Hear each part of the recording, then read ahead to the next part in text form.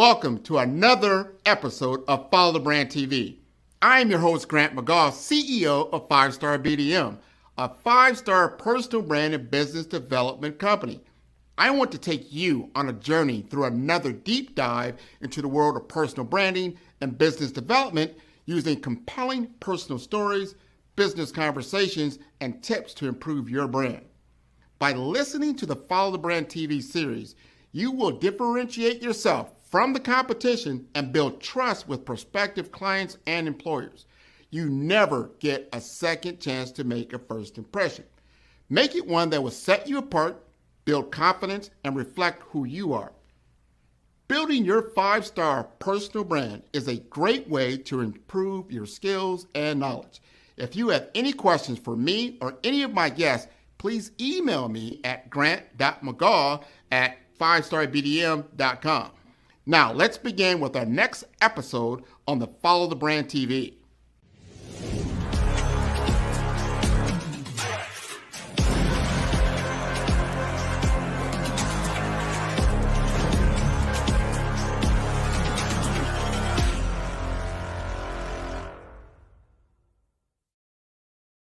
Hello, everyone. Good evening, good night, good morning, depending on where you're located.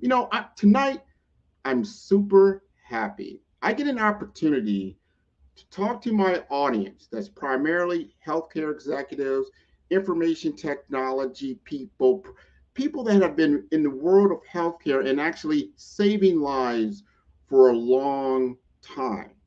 And what's top of mind right now is a lot of digital transformation. We're talking about innovation. How can we innovate in a $1 trillion economy of healthcare that is riddled with inefficiencies? We have somebody tonight, a 20-plus year veteran who has been on the leading edge when it comes to thought leadership around the healthcare industry, strategy, and innovation. He talks to audiences all over the world. I want to bring you tonight the story of Nicholas Webb. So before we bring him up, we're going to play a little clip, give you a little breath and understanding who Nicholas Webb is, and then we're going to have an in-depth conversation. Thank you very much.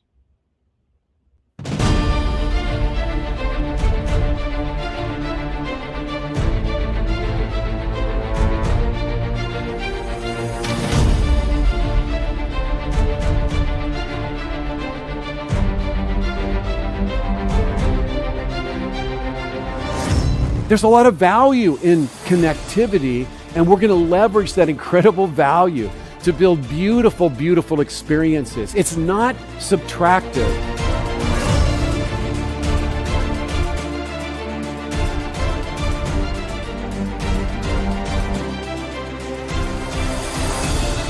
As cavemen and women, we would blow air across our larynx and form words, and then we formed languages, and then we were able to write down the language, and then we were able to type the language, and then we were able to democratize it and print the language. And for those of you who suffered through DOS, we then had to code the language, and then when Apple came out, we got to point, and then when smartphones came out, we got to thumb.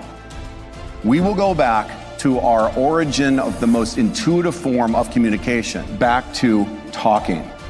That is the future OS. Now, I know that bad things can happen. I'll give you an example. I had this great idea because everybody in this room, according to my belief system, needs an inflatable abdominal fitness machine, right? So 20 years ago, I invented the first inflatable fitness. It was awesome. I mean, I had it tested by the Orthopedic Research Organization. You could blow it up, and I think that's where you got most of the exercise. Now, never forget that it was a Sunday, and they had tested the infomercial for an entire week. And the producer called me, and the producer said, "Nick, check it out. I got news for you. All the data has come back in, and here's what we found. It's like a Hoover vacuum." I'm like, oh my God, they sold billions of Hoover vacuums. He said, "No, Nick, I think you misunderstand. It sucked and blew all at the same time."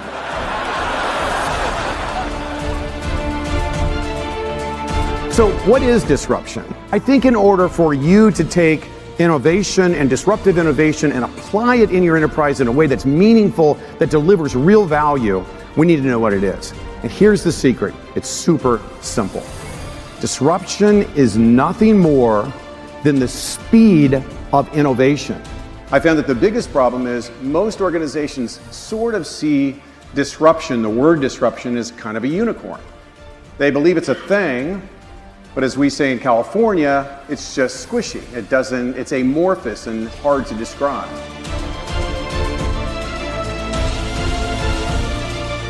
And the neat thing about it is that when we do this right, we improve quality of work life, we make it a more fun and interesting place for people to work, we do a far better job of gaining real actionable consumer insights, and we create more profitable, better businesses.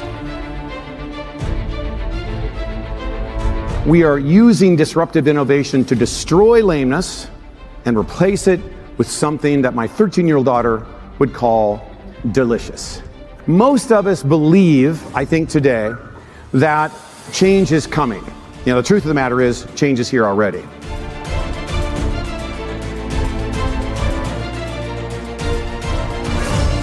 Disruption is the best thing that could happen to everybody in this room. It is the ultimate mother of all quivers that we can pull from to innovate. This is the stuff that innovation is made out of, and it is so vast and it's so exciting. And once we understand it, we can really, really apply it in a very practical way. I would really be excited about, and I know that it'll be an equal and fair service to others. I love that. It actually just gave me goosebumps. I love that.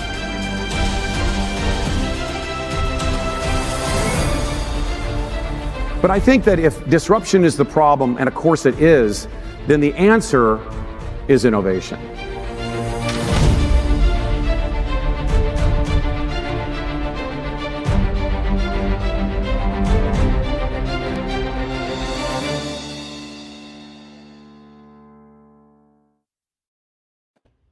All right, let us welcome Mr. Nick Webb. How are you doing tonight?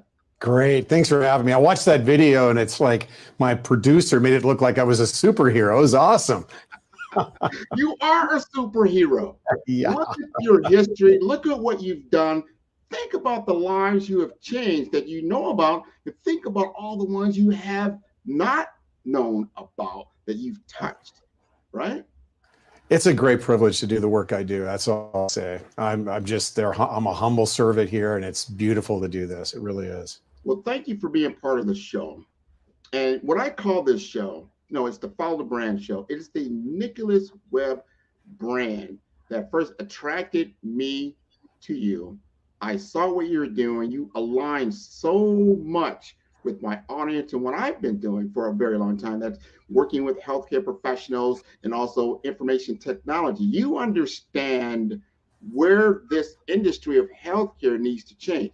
But before we go into that discussion, I want to know what made you even get into this industry to become a speaker? How did you, what happened in your life along the way that got you to be where you're at?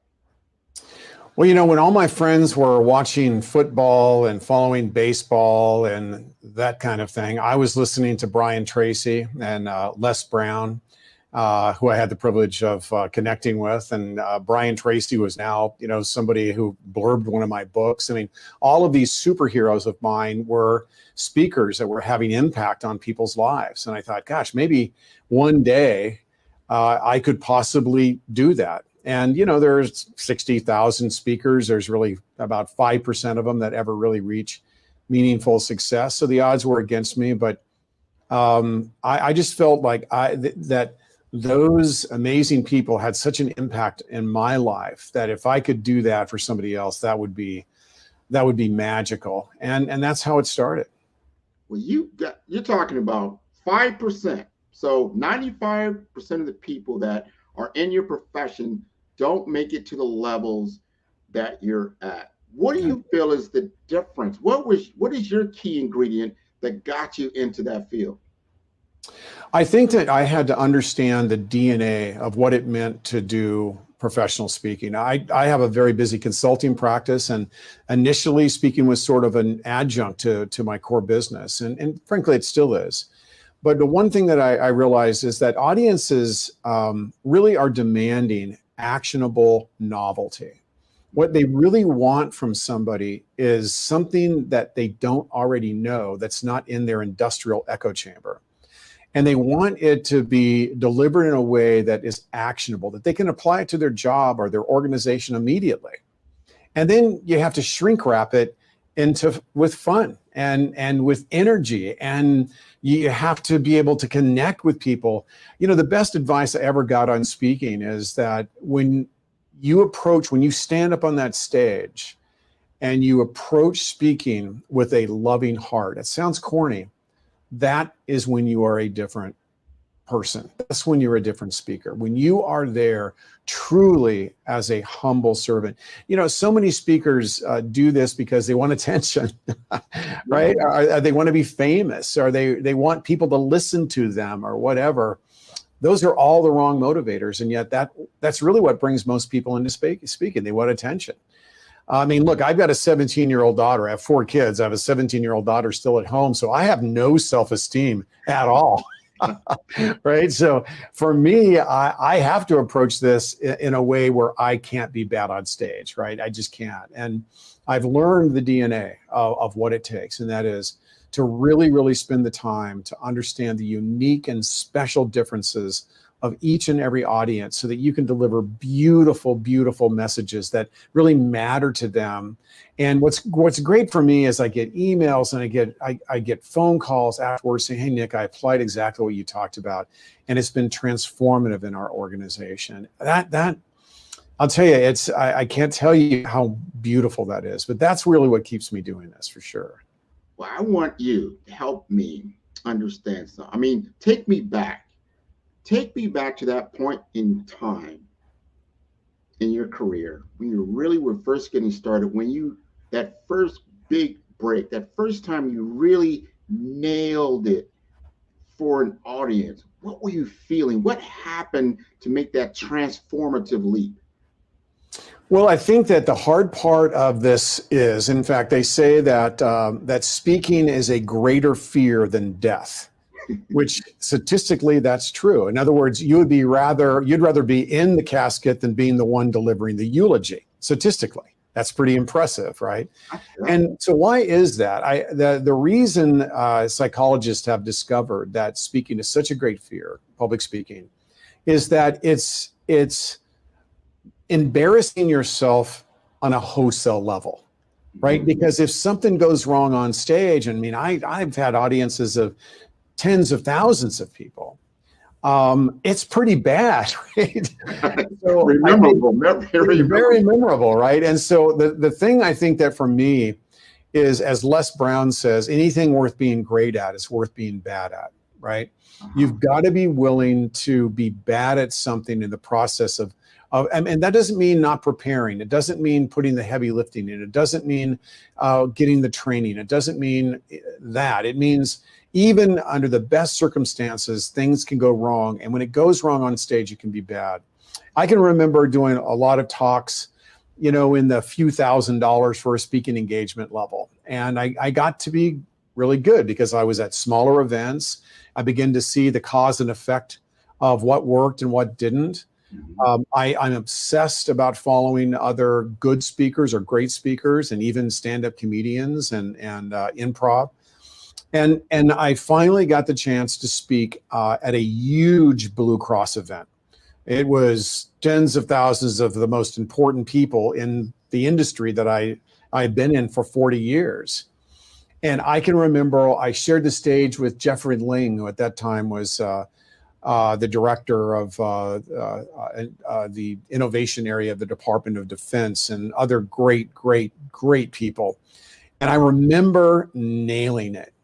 I mean, people just loved it. I could feel the connection.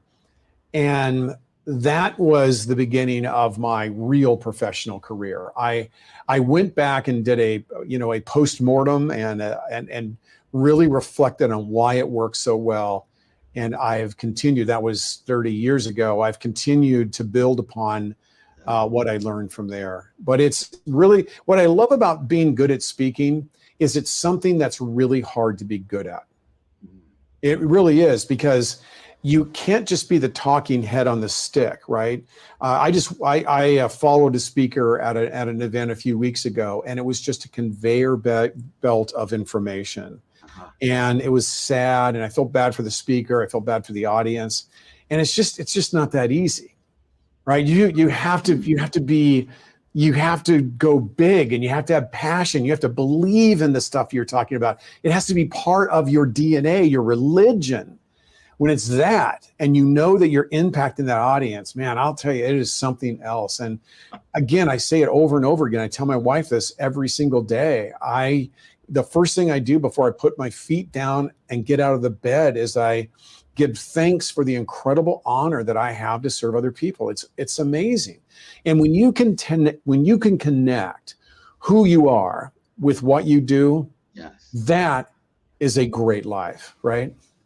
Oh, without question. You've already answered my question. I was thinking about, like, what is the big problem that Nick solves for other people? And you are talking it. I mean, it's one thing that to be inspired, be inspirational. People aspire to those levels, but to be the very essence of inspiration that's infectious, magnetic, and resonates with your audience. Like you were saying, you feel it. It's almost like being in a stadium, like when your favorite football team or sporting team is playing a game and they finally scores the winning touchdown, that roar, that release of all those endorphins and emotions and feelings and all of that, just boom. That's got to be very motivational. That's incredible. I mean, honestly, I feel like the thing that's frustrating is I get off stage and I'm like, that was 5 minutes. But I'd been talking for an hour keynote, and it literally felt like 5 minutes. My feet didn't touch the stage the entire time. And again, it's not about me. It's not about my performance. It's not about my content. It really is about this beautiful connection I can see as I look out into the audience, and I see smiles and nods of confirmation and just sort of, I don't know, it's hard to describe. There's some magical connection that when it happens, it's a beautiful thing. And, you know, I have a sort of a mission associated with my speaking. I want to help leaders understand how to leverage this transition of chaotic innovation, how to be amazing leaders in a time of hyper complexity. And I have a book that I actually wrote with my 23-year-old son called Lucid Leadership. And it really talks about our need to understand the external world much better. Everybody's talking about Chat GPT like AI is a new thing. I mean, I ran an AI lab for 5 years. I've been involved in it for 2 decades. Buoy Health and other technologies in AI have been around forever. It's just above sea level now. But the truth of the matter is these leaders should have already had an AI strategy and a metaverse strategy and a future readiness plan and so on. So I think my big mission is to help leaders get to a better place, to understand this transition that we have taken from, you know, when I started my career, I started 40 years ago as a medical technologist. And right, I began, one of my first technologies is a microsilicone implant that goes into the vertical puncta for the treatment of ocular surface disease. Well, wait a minute. So that first, when we saw it on the video, that was not your first invention. I know you got 40 patents. That was not. Yeah. Okay. Right. And I invented one of the first wearable technologies before there was a functional internet. I developed, and it may sound great, but the truth of the matter is I lived as a medical technologist in a time of symmetry, of what we call symmetrical innovation. And that kind of ended about 20 years ago. And symmetrical innovation said things were pretty slow, and the change that we were experiencing was pretty small. It was symmetrical. It was predictable. It was linear. And so I got to be a rock star back then because it was the truth of the matter is, it was easy to be an innovator when I was an innovator. But then stuff started to change. And about 10 to 20 years ago, depending whose matrix you want to use, we entered the realm of disruptive innovation. And disruptive innovation is when things got really, really big, the size of change got really big, and the speed of change accelerated. It's super accelerated. Well, today we're in this new era of what I call chaotic innovation. Yeah. And the difference between chaotic innovation is it's amorphous, it's asymmetrical, it's disparate. In other words, chaotic innovation is a blur. And my mission today is to get leaders in healthcare to lean into the blur. Because when you lean into it, because I live in the blur every day, it's amazing. Because never before has there been better ways for us to improve access. If you've watched my my award-winning documentary film, The Healthcare Cure, there are two messages that I wanted to get in that film. One is that we can leverage technology and we can leverage different practices so that everybody has access to healthcare. We need to be able to serve underserved communities, not just with access to healthcare. We need to serve underserved communities with access to health. Because we think darting them with medicines and having lots of levels of intervention is fairness, but it's not fairness and equity. What they need is the same thing I get, which is concierge health and preventative health. They should have access to live outside of a food desert and to have access to these things.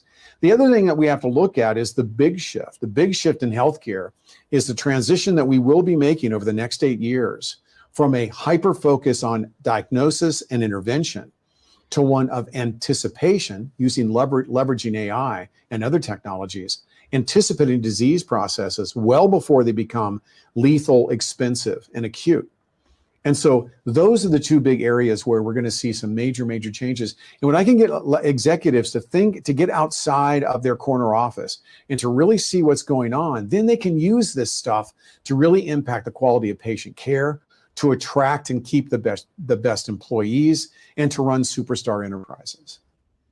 Now you're bringing up some major thought points. This is the biggest thing. It's hard to see when you're in that corner office what is really happening at the street level. What's impact, not only at the patient level, and you talked about this, but at the person that's delivering the care. Right there when it's happening. What is the happening? You talked about friction. There's so much friction in healthcare delivery that it's like I'd rather be sick than go through this minutia and all these things that are happening in the setting of healthcare until it's a critical moment. I don't know if all of our leaders are really seeing what's happening. You mentioned something that really resonated with me. And you say, well, you look at the mission, vision statement of a lot of healthcare institutions, and they tell you that, man, we deliver stellar care. And that's the messaging that goes out, right? And then when you do an actual real survey, you said it was like 7% of the survey population came back with that same assumption. Right. 3%. Can you talk to us a little bit about that? Yeah, look, I mean, we're in a time of hyper-consumerization, and the average health system doesn't realize that that is the case. There was a great study that was done by Bain where they interviewed 330, I believe, CEOs. And they basically said, hey, give me a rating, give me a 5-star rating. How do you rate yourself? Well, I mean, 90% of them roughly came back and said, 5 stars, we're awesome, right? And then Bain thought, geez, that's a big number. Let's go back and see what your actual customers think. They did that and found that only 7% agreed. And the problem is health systems and in healthcare in general, we chase HCAHPS scores, and it's really a super bad idea. We're in a time of hyper-consumerization, and we need to understand, first of all, I am not a believer in patient survey data. It's fractional, it's incomplete, and it never provides the insights that you need to drive innovations. You may have seen just this week on LinkedIn, for the 8th year in a row, I've been rated as one of the top 30 global gurus in the area of customer experience. My books, one of my books that I really am proud of is my book, What Customers Hate, just was listed as, seems like an infomercial, was listed as one of the top business books for 2022. Here's what we discovered. Yeah, let me give you some examples. There used to be these creatures, I say that in a friendly way, called orthodontists, right? I have 4 kids, and 3 of my kids went to an orthodontist because at that time we're living in California, and under state law, you can't have children with crooked teeth, right? So then my youngest daughter, it was time for braces. Now, keep in mind that experience was not a great experience. It was super expensive. It was friction laden. It was impersonal. It was transactional by nature. So we decided to go with one of the online programs called Smile Direct. So Smile Direct sends you this beautiful impression kit. They send you your braces in advance. It's roughly a third of the price of what the orthodontist charges. And the experience was completely friction-free, beautiful, and I saved $5,000, right? That's the future of healthcare. They can take a look at technologies like Opternative. Used to be we'd have to wait 2 weeks on average to get to see an optometrist. Then we would go to the optometric practice and we'd wait for an hour to get exam to go through refraction. And then we would get the last touch point in those experiences. We would get spanked with, what I call the cashectomy, where they try to sell you Gucci frames, right? But today you can go on apps like Opternative, and they get a 98% customer satisfaction rating, and you can do a refraction online. Now, I've been in ophthalmology my whole life. I'm still a big believer of going to an ophthalmologist or an optometrist. They're amazing. Their work is incredible. My point is that bad practices that are not giving good experiences, they are being displaced by other highly consumerized solutions. This trend is going to continue in a very, very big way. And I think that and that's why we really need to realize that we're not, here's the problem in healthcare. We have been in the transaction of healthcare for so long. We're having a hard time believing that we have to deliver experiences, not transactions. Patients have no way of knowing. Think about Starbucks. Yeah. Starbucks for years have delivered mediocre coffee at a high price. With all due respect to that, in my opinion, all due respect to them, but they used to deliver a really beautiful experience. But then they started to scale and they got busy, and then they kind of turned into the transaction of overpriced mediocre coffee. And then here on the west side of the country, Dutch Brothers came in. Dutch Brothers also sells, in my opinion, mediocre, high-priced coffee. But if you go by a Dutch Brothers, you'll see there's a line around the block, oftentimes police directing traffic. The only difference between the two, in my humble opinion, is the experience. And look at what's happening with all of the disruptors from Amazon to Apple to the list goes on and on that want to own the patients. We are going to get destroyed by consumer-centric organizations if healthcare doesn't realize we really are at a point of hyper-consumerism.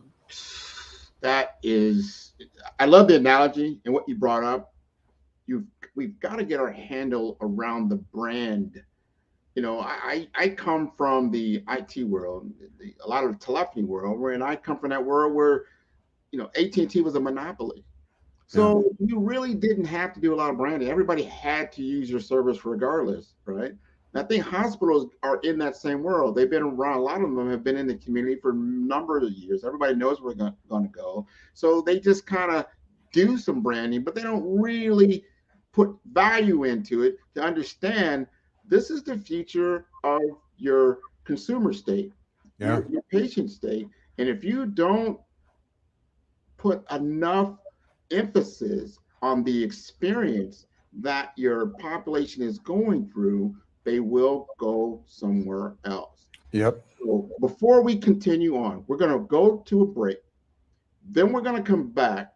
We're going to really hone in on this healthcare, this information technology, things that you're doing, things that you're seeing as far as innovation in this space, what can happen. And we're going to learn a lot more about what you do from a business standpoint. How about that? Sounds great. Thanks so much, Grant. Thank you.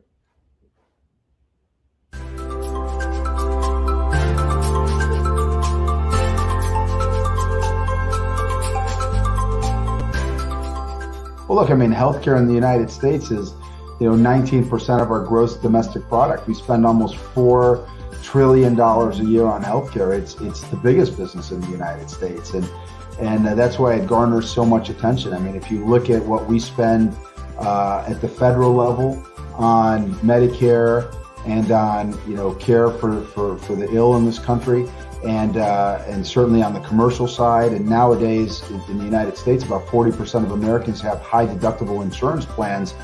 it is a big business. And I would tell you, Grant, that it's a big business that we need to get better at.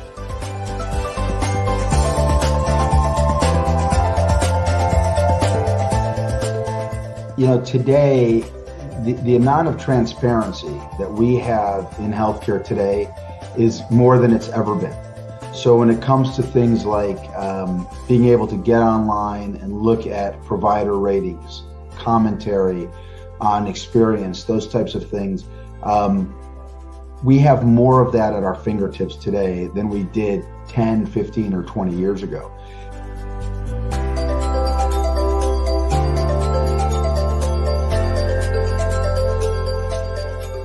Reverend Martin Luther King, I mean, who embodied equality greater than him, right? I mean, here in the United States, we love to credit our forefathers. You know, all men are created equally. But I got news for you, man. I mean, if you listen to my mom, right, it goes beyond, it goes way before that, right? That comes from God. All of us are made in the image of God, right? So how in the world do we select this group are the haves and this group are the have-nots?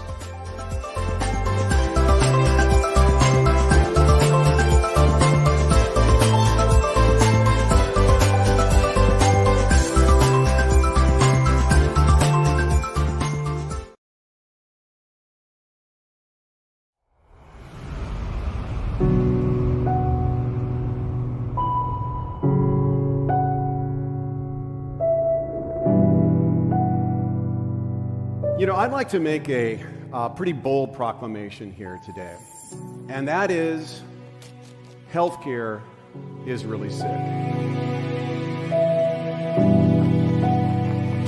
In fact, I would suggest that healthcare is in critical condition.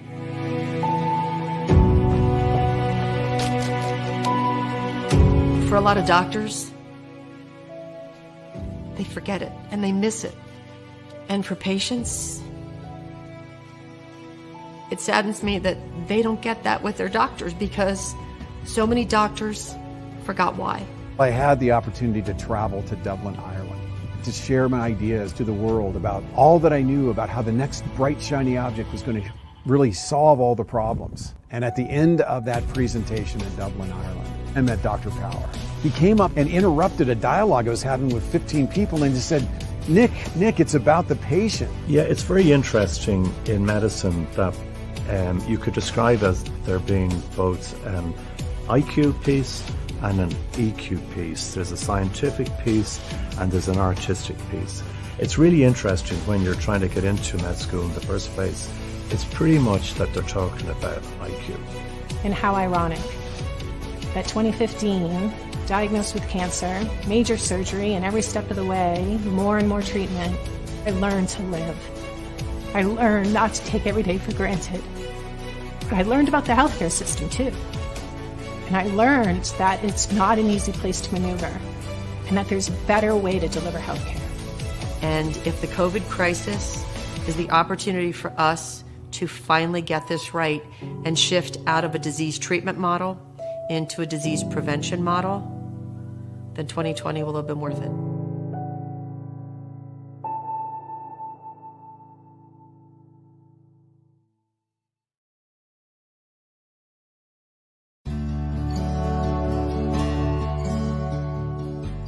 And it's been a very exciting time. In the last 10 years, from a technology perspective, during the whole COVID years, the acceleration of technology and the use of technology really at the bedside, there's never been another time like it.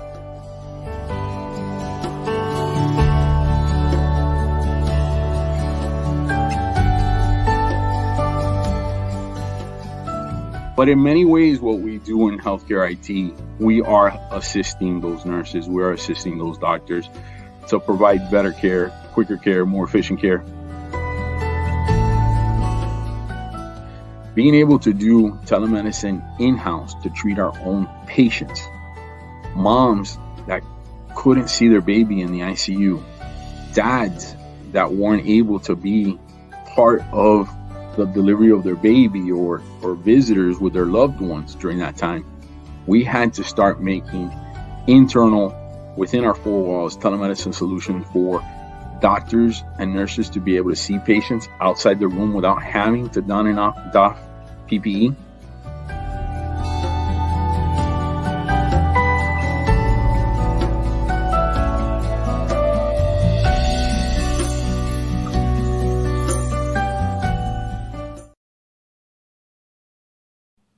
The 5-star BDM LinkedIn social selling course can help you stand out and attract the right connections and opportunities. We will help you professionally create your profile, provide personalized recommendations for improvement, and help you create and share engaging content to help you showcase your skills and expertise. Our 5-step course makes connecting with industry experts, finding job opportunities, and building meaningful relationships easy. Social selling can be an effective way for you to generate leads and close deals, but it does have its challenges. Our course will help you solve the problems associated with digital networking. If you need help personalizing your outreach and messaging, which can lead to low response rates and a lack of engagement. If you need help targeting the right prospects, this course is for you. You will improve your social selling with the 5-star BDM LinkedIn Optimization Social Selling course. Listen to what others have said about 5-star BDM. Grant, I'll tell you why I'm here, right? I'm here because I love your brand. When we started chatting on LinkedIn, we connected. I checked you out and I go, man, this guy knows what he's talking about. You were definitely instrumental in helping to shape that knowledge of who I am. Because at first I thought, well, I am an actress. I am a writer. I am a producer. I am a speaker. And so I said, well, I must be a creative communicator. I know that there is a narrative thread here, but you nailed it when you said you are a storyteller. So you brought it all together in this cohesive title. Sign up today to improve your social selling opportunities. All right, we are back. So, Nicholas, love the commercial. You kind of framed the condition of healthcare in the United States. I want you to help us with some wisdom. Our audience is composed of a lot of healthcare leaders, CEOs of hospitals throughout the United States. I want to give you the mic and with some wisdom, help them understand where they're at now and where things are going and the change they need to make. Yeah, well, in my consulting practice, we work with some of the top brands in healthcare. I just, I think it's a month and a half ago, trained 74,000 Mayo Clinic employees on happiness, right? And Mayo Clinic, a genius organization that put joy and happiness as an enterprise priority. I've worked with just about everybody from the Mayos to the Kaiser Permanentes, and the list goes on and on. Here's where I think we are right now in terms of the industrial side of healthcare, is that one of the biggest and most exciting things that you can do, the low-hanging fruit for 2023, without a doubt, is HX. And if you don't have an HX strategy right now, it's costing you a fortune. I just spoke, and I don't want to mention the name of them. I just spoke for a regional health system, not gigantic, I would call it a small health system. And they went from spending $2 million a month on traveling nurses to spending nearly $12 million a month on traveling nurses.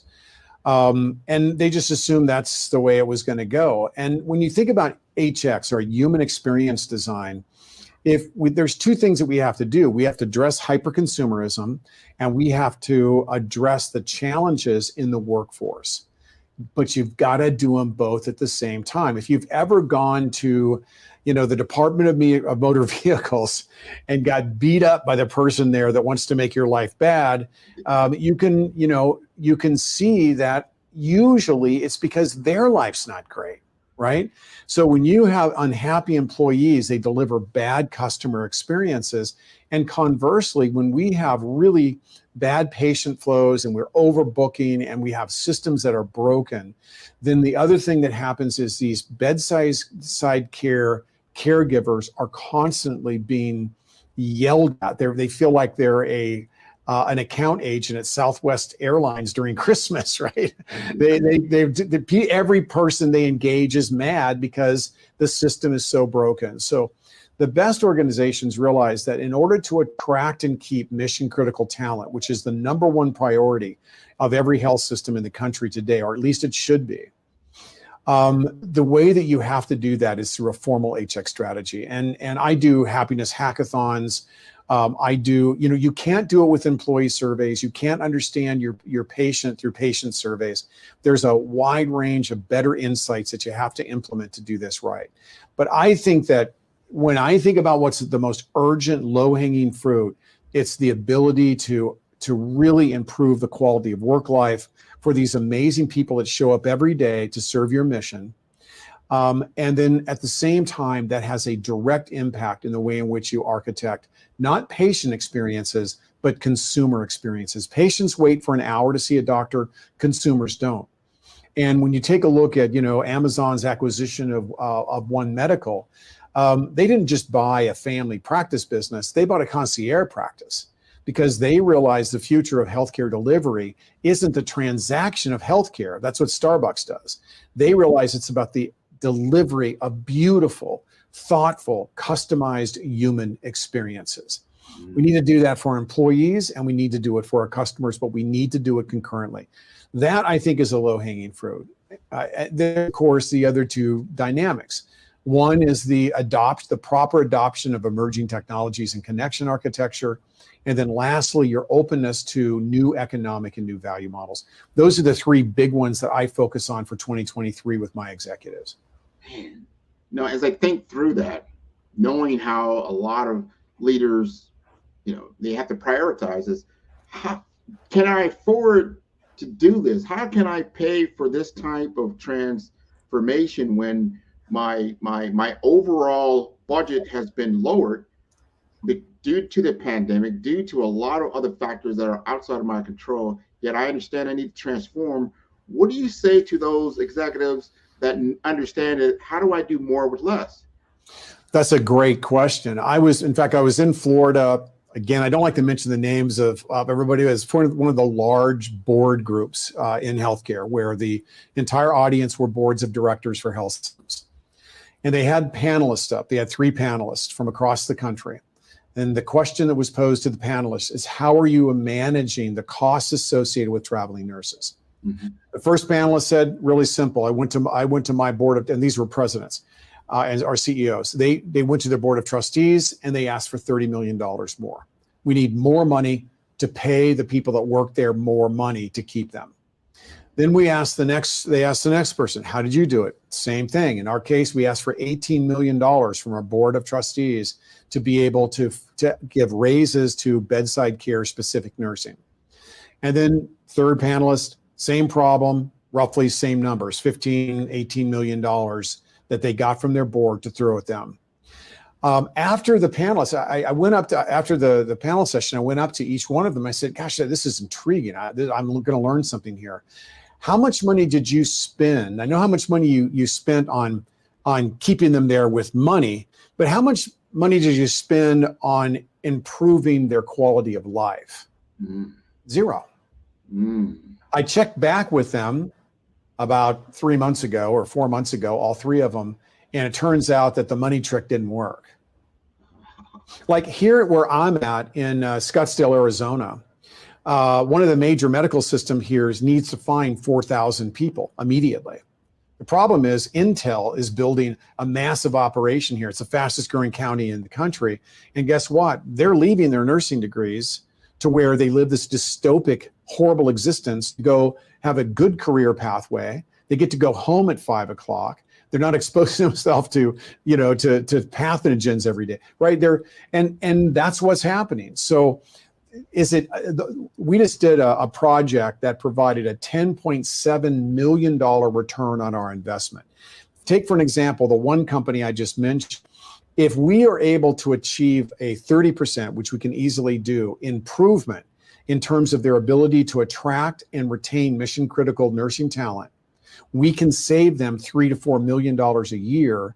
And we don't charge $3 to $4 million for our work, right? They should expect a 5, 10, 20, 30, 40% return on their investment short term, but in perpetuity, it's in the tens of millions of dollars. So the real question is, how do you afford not to invest in addressing an emerging and catastrophic condition within your organization?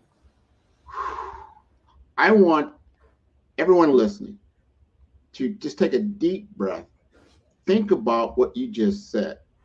Think about how the landscape is changing. We have the oldest population we've ever had in the US, and they are the largest population. So there's not as many people to help with this aging population. So now you're going to have the gray tsunami at your door, and you don't have not even just enough people, you don't have the right work-life balance to be able to maintain a good experience. This is something to really think about. How do you utilize the different budgets that you have? And as you start thinking 3-5 years out, what does this really look like? Let alone all the different advances we have in innovation and technology, but how are we going to use these things? Before you chime in on that, Nick, we're going to go to short commercial break. Then we're going to come back. We're going to answer that question. And then we're going to talk about the things that you're doing right now that you're making impact. How about that? Sounds great. Thanks, Grant. 5-Star BDM, Brand Development Masters, is a professional consulting and advisory group keenly focused on business development services for the small to mid-sized business and entrepreneurs. Although every business is unique, they often share business development challenges that can be addressed through smart branding. Services include process improvement and operations, digital strategy and transformation, business intelligence, digital marketing, and personal branding. Our business and personal branding company has helped a number of professionals and organizations to optimize and grow. This results in more business, more opportunities, better reach, positive outcomes. Visit www.5starbdm.com today to learn more. Are you looking to improve your LinkedIn profile and reach a wider audience?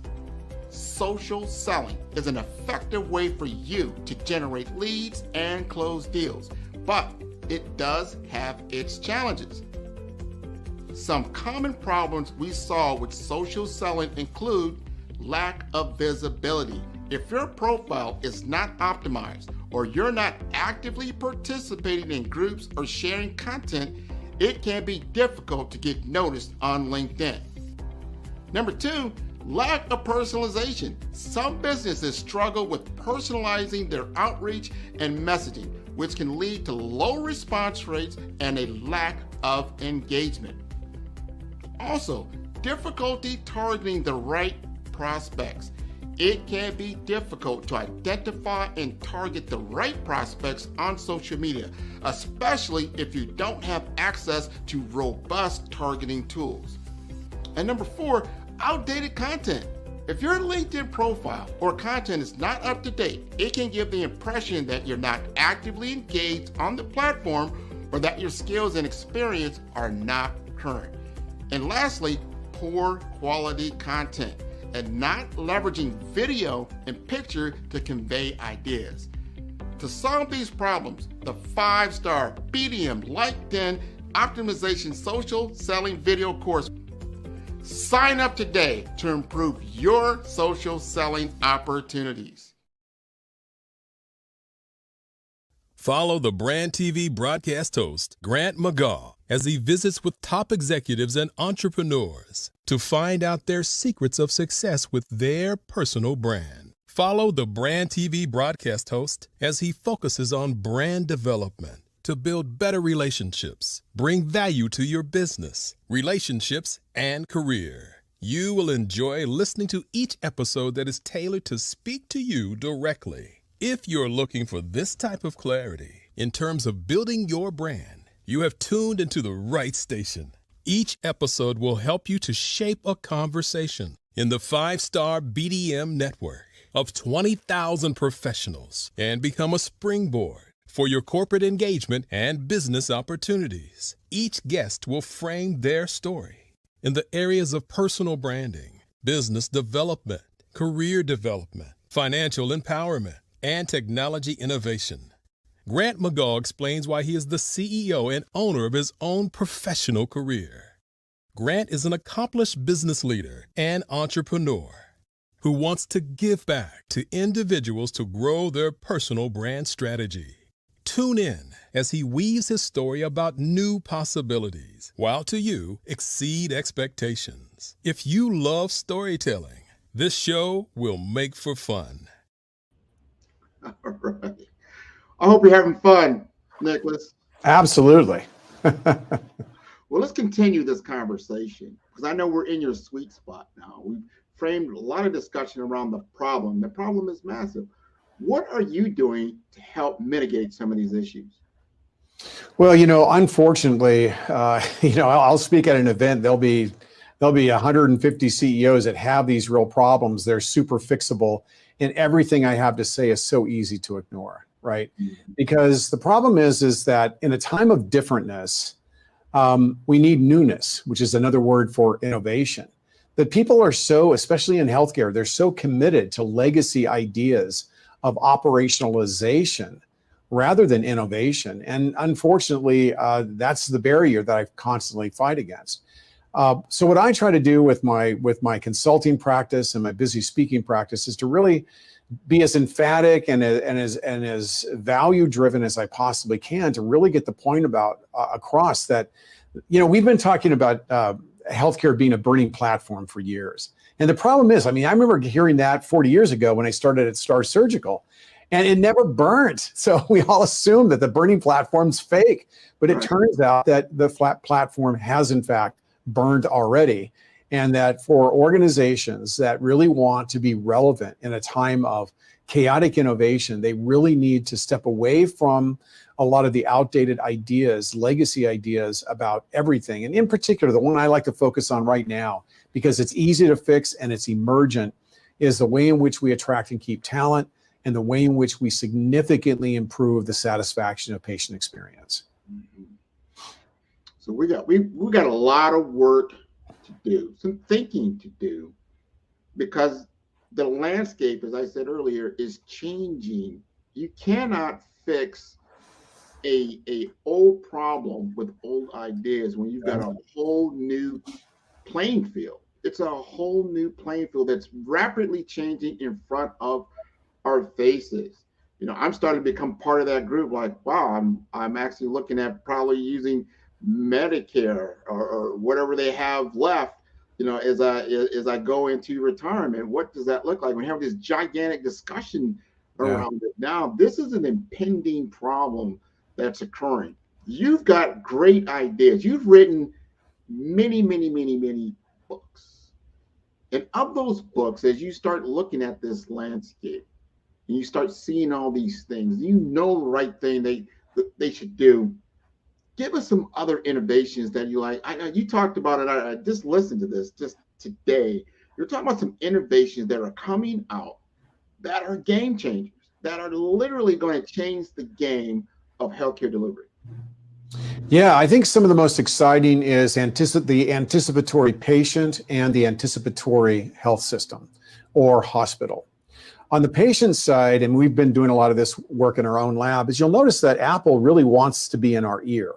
Right? Amazon wanted to be in the Echo, wanted to be, because we've transitioned to this new communication. The new operating system is mouseless and monitorless. It's human voice, and that's getting better and better. But the real thing that I think is most interesting is that wearable technologies like wrist technologies are, so 2021, as my daughter would say. The truth of the matter is getting data from a wrist is a really bad idea. It's just not the right place to do it. The right place to get data is in the ear. And the future, and this is going to happen, I would say in 5 years, if you want health insurance or if you want insurance from .gov, you're going to be required to have an in-ear monitoring device. And that device will monitor your core body temperature. We already know, and we've been doing it for years. We can get EEG data from the ear. We can get blood pressure. We can also get true gait and true movement, because they've done studies where truck divers got more wrist movement than somebody that goes to the gym and puts their hands on the treadmill, right? So the wrist just isn't a good place to get good movement. We can see pre-tremor data. We can see things like possible neuropathology from head bob data. We can even use and incorporate into these in-ear technologies that actually are able to use breath AI, where it's getting the nanoparticles from the breath, which are actually extremely rich in biodata. We're seeing telemedicine systems now that will be next-gen telemedicine, where it uses the camera and it uses the microphone in a desktop, laptop, or smartphone to be able to use facial AI and head movement AI. Also, voice AI is incredibly powerful in terms of modulation and pitch and key and clarity of speech. So what basically is going to happen is that in the very near future, you will be monitored constantly. In fact, we're now getting pretty far down the line on transdermal blood sampling, where we can actually sample blood in real time. And so we're going to be able to sample your blood. We're going to be able to know your pulse oximetry, your blood pressure, everything. And that is all going to be fed to the black box of AI. And AI is going to understand the disparate meaning of these signals and is going to dispatch you to where you need to go, how you need to change your life. And the other thing that's important about it being in the ear is that it'll be talking to you. You walk by Krispy Kreme, it'll say, bro, don't go in there. So yeah, I mean, it's exciting, and it really will save lives. It'll reduce costs.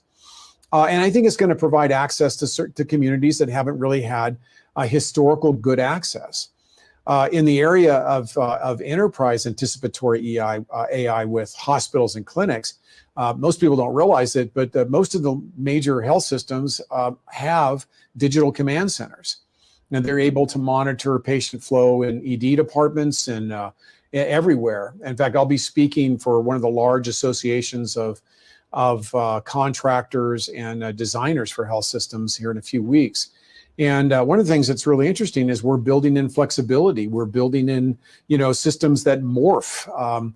We're doing decentralization of healthcare with things like med cottages. So there's so much technology that's happening. I think that there are two types of executives in healthcare today. There are the latent individuals that are committed to hanging on to legacy with a death grip. And then there are, older executives. I mean, I'm going to be 65 in a few months.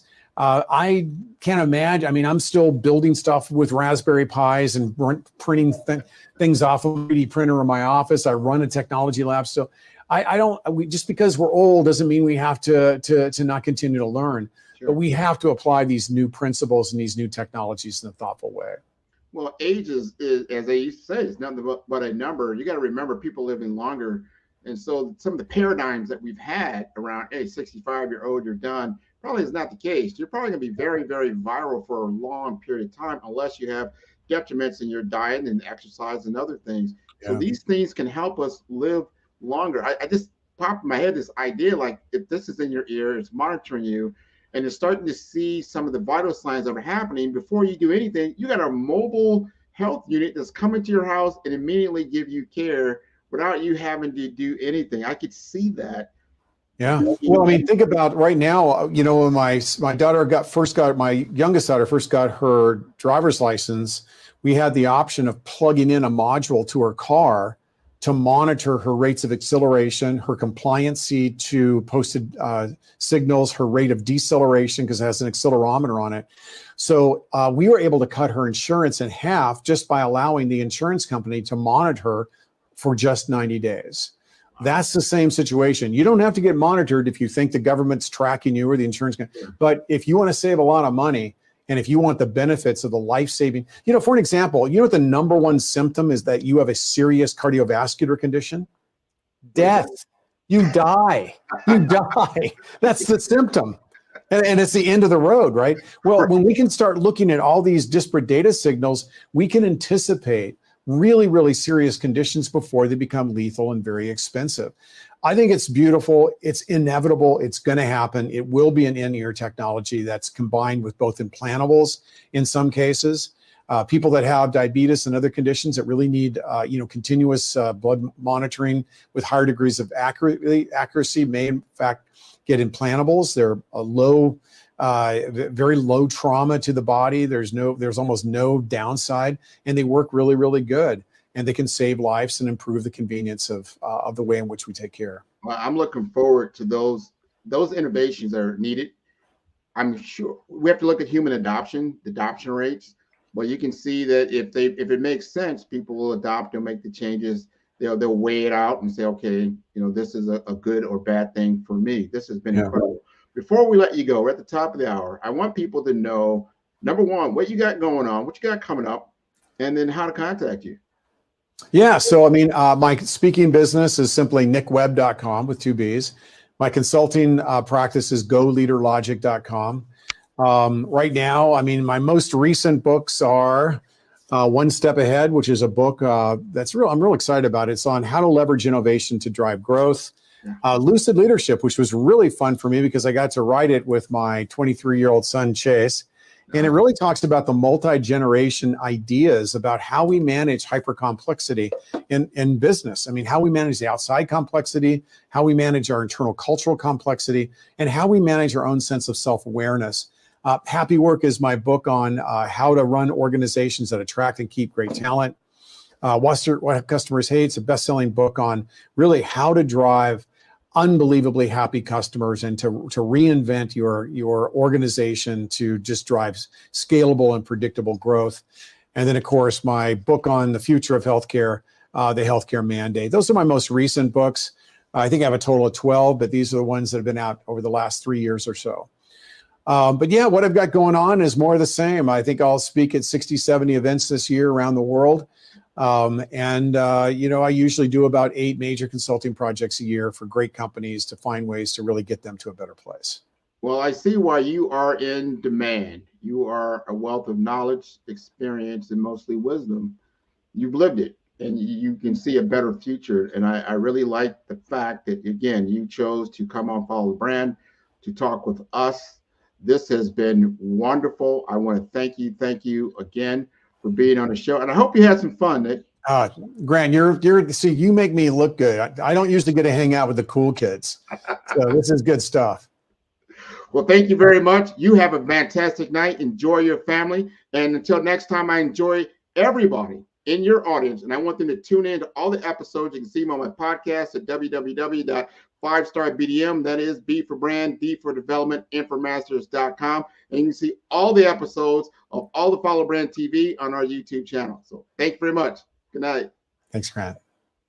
LinkedIn Optimization Social Selling Video course will help you focus on personalizing your outreach and messaging to better connect with prospects.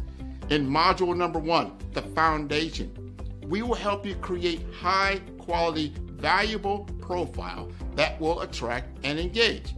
In module 2, the story, optimizing your LinkedIn profile to make sure it is complete, accurate, and visually appealing. In module number 3, the experience, using your targeting tools and research to identify and reach out to the right prospects. In module number 4, engagement, establishing a consistent follow-up process to nurture leads and build relationships over time. And lastly, in number 5, execution. Understand the metrics to help you measure your brand effectiveness. By addressing these challenges and implementing best practices, you will improve your social selling with the 5-star BDM LinkedIn Optimization Social Selling course.